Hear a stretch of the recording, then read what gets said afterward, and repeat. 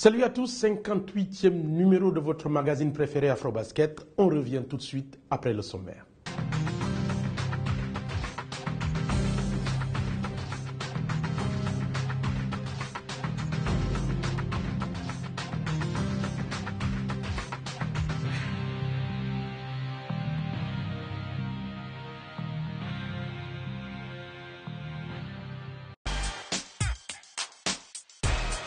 Un an après avoir organisé l'Afrobasket à Abidjan, que devient le basketball ivoirien? Diagnostic à travers le championnat. Deux stades flambant neufs, tel est l'héritage qu'a légué l'Afrobasket Abidjan 2013 au basketball ivoirien. On se rappelle que jusque-là, le championnat se déroulait en plein air au lycée classique et moderne de Treichville. Avec ces infrastructures, la Fédération ivoirienne de basket a un réel défi à relever. Donc l'Afrobasket nous a permis d'avoir des salles. L'Afrobasket nous a permis aussi d'avoir, en termes d'expertise d'événements, de gestion des événements, mais que nous n'avons pas encore mis totalement en œuvre. On sait quoi nous tendons. Alors, ça passe d'une éducation, ça passe d'une discipline. Au début c'était dur, mais ils ne sont pas venus. On joue pratiquement lundi, mardi, mercredi, jeudi, vendredi, samedi, dimanche. Vous comprenez que ça, c'est déjà un acte génial. Et tout cela, c'est la formation qui nous a permis de pouvoir suivre ce rythme-là. Et c'est ce que nous tentons de faire. La formation, c'est un lourd héritage qui est dur à assumer. Mais avec le temps, nous arriverons. Un véritable calendrier établi par la Fédération ivoirienne de basketball, dont le seul objectif est la pratique de la balle orange. Mais il semble du côté de la fédération qu'on veuille aller trop vite. Écoutez la programmation. On dit, après les préliminaires, on prend les 6 premiers de la poule A, qui sont déjà qualifiés pour le top 10. Maintenant, il va falloir chercher les 4 autres places. Les 4 autres places seront disputées entre les 6 derniers de la poule A et les 10 premiers de la fusion B et C. C'est vrai que 6 plus 10, ça fait 16 équipes. Ils vont faire 8 de finale à leur retour. Il va y avoir un vainqueur, il va y avoir des vainqueurs, il va y avoir des perdants. Les vainqueurs, ils seront encore dans la course pour obtenir les 4 places à acquérir pour retrouver les 6. Les perdants, les 8 de finale, et ils vont faire le classement. Parce que tout le monde fait nous à la fin de la saison, il nous faut faire un classement pour savoir qui occupe quel rang. Maintenant, il y a une autre chance en troisième phase. Si on joue les playoffs, on prendra sur les 10, les 8 premiers. Comme on a les 8 premiers, c'est ceux qui ont joué la finale des vainqueurs et des 8 de finale, c'est-à-dire les 2, plus les 6 premiers qui vont jouer, les playoffs. Avez-vous compris? C'est à quoi nous sommes attelés actuellement là. Compris, pas compris, il doit comprendre que chacun doit faire en sorte pour espérer être dans le top 10 et ceux qui suivront, c'est la N1, ceux qui suivront après seront la N2. Vous voyez, ça, je crois que même s'ils ont du mal à la santé, mais ils sont déjà mis en compétition, ils sont mis d'aller jusqu'au bout. Donc, aujourd'hui, on ne sait même pas comprendre. C'est plutôt chercher à espérer être dans le top 10. Finalement, nous avons compris que, après les préliminaires, 10 équipes seront retenues pour le top 10 devant jouer en 2015 la Ligue professionnelle. 10 autres constitueront la N1 et le reste la N2. Toutefois, à l'issue des 2 premières phases, ABC, JCI et Azur mènent le championnat.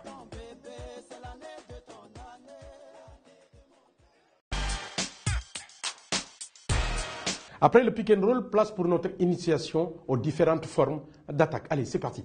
Vous, après, c'est vous qui prenez la place ici. Pour le moment, on fait juste le plus simple. C'est du 1 contre 1. Il n'y a pas d'aide, donc il va être obligé de tirer. Okay, il est tout seul, il va être obligé de tirer. Donc là, c'est juste un rapport de force entre lui et lui. Si lui, il est meilleur, il va marquer. Si lui, il est meilleur, il ne va pas marquer. Ballon, va le chercher, demande-le. Allez, il faut l'attaquer. Il faut l'attaquer. Allez, allez, et rebond encore. Très bien.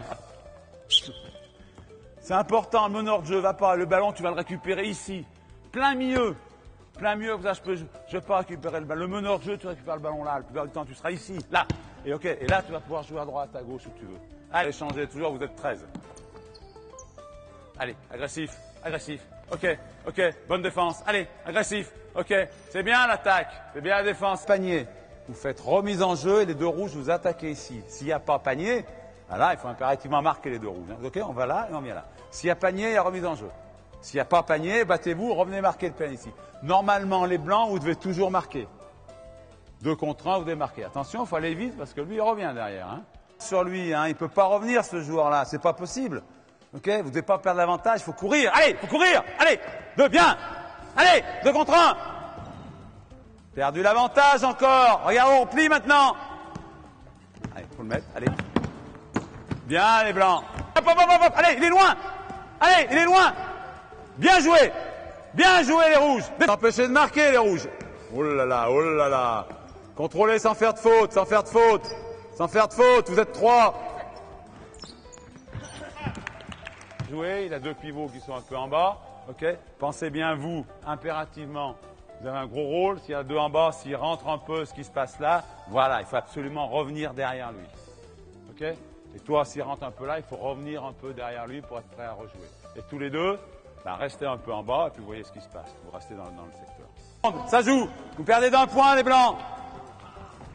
Ça joue, les blancs. Ça joue, les blancs. Vous perdez 3 points, les blancs. Jouez. Jouez, les blancs. Jouez. Jouez. Jouez. Jouez là. Vous perdez 3 points. Jouez. Laisse le chrono. Jouez. Défense, les rouges. Vous gagnez 3 points, les rouges. Vous gagnez 3 points. Ok. Ok. Ok. Ok. Ok. Ok. Ok. Voilà. Match nul. Je vous propose à présent de découvrir tout ce qui a constitué, et cela en bref, l'actualité du basketball africain. Après sa victoire sur le Primeiro d'Agosto 78-77, le Recreativo de Libolo s'est offert le titre de champion senior masculin d'Angola. À 2 matchs de la fin du Final Four, le Libolo est d'ores et déjà champion avec 19 points, tandis que le Primeiro d'Agosto est second avec 16 points. Même si le Libolo perd ses 2 derniers matchs, il sera toujours en tête avec 21 points, un score qu'aucune des 3 autres équipes participant à ce championnat ne peut atteindre.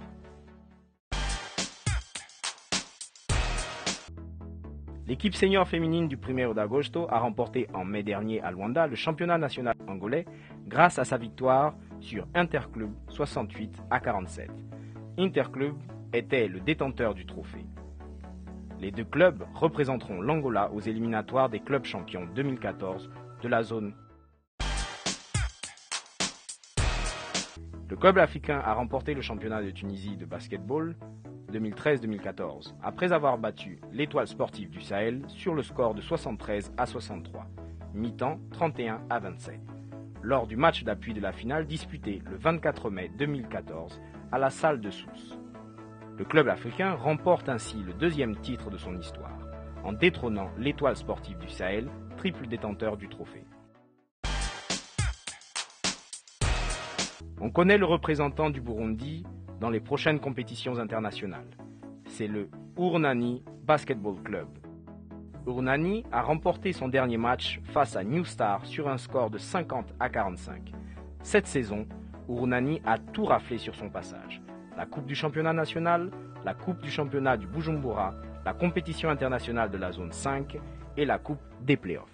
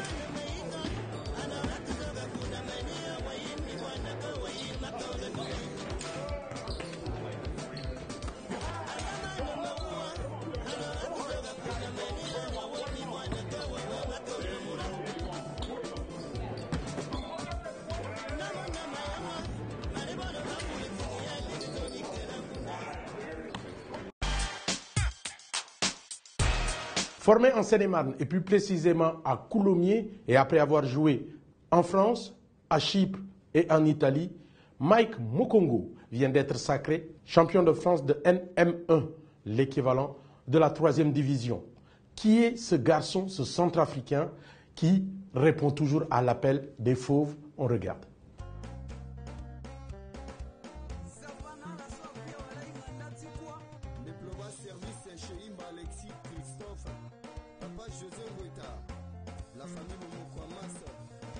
Mais sinon, j'ai commencé le basketball à l'âge de 7 ans dans mon pays d'origine, à Centrafrique.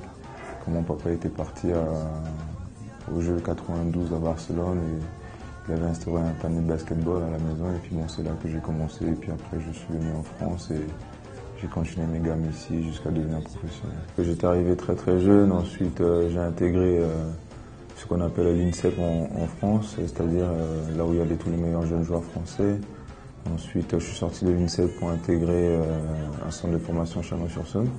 Et tout de suite, ils ont repéré mes talents et le président de mon club Chalon-sur-Saône, M. Dominique Guyot, a décidé que je puisse avoir la nationalité française. Donc il a accéléré mes papiers et ça a permis à ce que je puisse avoir ma nationalité. Et ensuite, j'ai pu intégrer l'équipe de France du junior, cadet et sport. Bon, il faut dire aussi que l'arrivée de Tony Parker n'a pas aussi facilité les choses dans un premier temps. Et aussi, il y a une pression aussi familiale par rapport à mon pays, en sachant que j'ai commencé chez moi. Et mes parents ont toujours voulu que je puisse jouer un jour pour l'équipe centrafricaine. Donc bon, tout ça a fait que j'ai voulu opter pour venir jouer pour mon pays, en sachant que si j'aurais joué pour la France, ça n'aurait pas été le même temps de jeu, ça n'aurait pas été la même chose. Et puis c'est toujours bien, je crois, de représenter son pays d'origine. Au jour d'aujourd'hui, je ne regrette pas du tout cette décision, c'est une bonne décision et je suis content d'être là. La Coupe d'Afrique, c'est devenu une compétition très très relevée au niveau international. Donc les joueurs ont besoin de se préparer plus tôt, ils ont besoin d'être ensemble. Et la fédération a toujours du mal à revenir les joueurs le plus tôt possible et de mettre en place un système, un entraîneur qui puisse travailler avec les joueurs, qui puisse les faire avancer. Et ça n'a jamais été fait. Donc quand on voit un joueur comme Romain Sato qui a joué dans un niveau en Euroleague, qui au jour d'aujourd'hui n'est pas en équipe nationale, c'est quand même décevant pour nous. Et donc voilà, je crois que c'est important de pouvoir savoir dans quelle politique on veut aller et comment on veut faire avancer notre sport de l'avant. Donc voilà, tous les acteurs, c'est-à-dire l'État, la Fédération centrafricaine de basketball, même les joueurs eux-mêmes ont une tâche par rapport à ça. Donc chacun doit se regarder dans son miroir par rapport à ce qu'il doit faire pour essayer d'avancer le basketball centrafricain. Bon, au jour d'aujourd'hui, c'est vrai que depuis très jeune, mon rêve c'était d'essayer d'aller en NBA. Donc j'ai toujours essayé de me battre pour essayer dans ce continent-là. Mais bon, Dieu a fait que ça n'a pas été, mais c'est vrai que j'ai quand même joué dans des très très bons championnats en France, notamment en Turquie, en Espagne aussi. Mais au jour d'aujourd'hui, j'ai plus envie de me stabiliser dans ma vie parce que bon, je vieillis aussi, j'ai 27 ans au jour d'aujourd'hui. Donc voilà, j'ai envie de me stabiliser dans un pays sûr en sachant que la situation économique n'est pas aussi facile dans les autres pays. Donc voilà, j'ai à cœur de rester en France et tout le monde se rappelle de la génération Lavo-Drama, la génération de Goporo qui ont gagné la dernière CAN en 1987. Vous savez, en matière de sport, il n'y a pas de secret. Donc au jour d'aujourd'hui, la Centrafrique a beaucoup chuté. Au niveau de la structure, c'est-à-dire du pays par rapport aux infrastructures. J'ai très envie de pouvoir redonner au basketball centrafricain ce qu'ils m'ont donné, c'est-à-dire tous mes entraîneurs qui m'ont formé depuis tout petit, et d'essayer de rentrer chez moi, de faire des camps, d'essayer d'avoir un projet de structure, de créer des structures pour pouvoir aider le basketball centrafricain à avancer et d'avoir des petits camps où je peux ramener des amis à moi, notamment qui jouent en NBA, des amis qui jouent en Europe, pour essayer de faire révéler les jeunes centrafricains afin qu'ils puissent voir des grands joueurs, parce qu'on a vraiment besoin de ça chez nous. Voilà, c'en est fini pour ce 58e numéro. On se retrouve pour le 59e. Allez, portez-vous bien.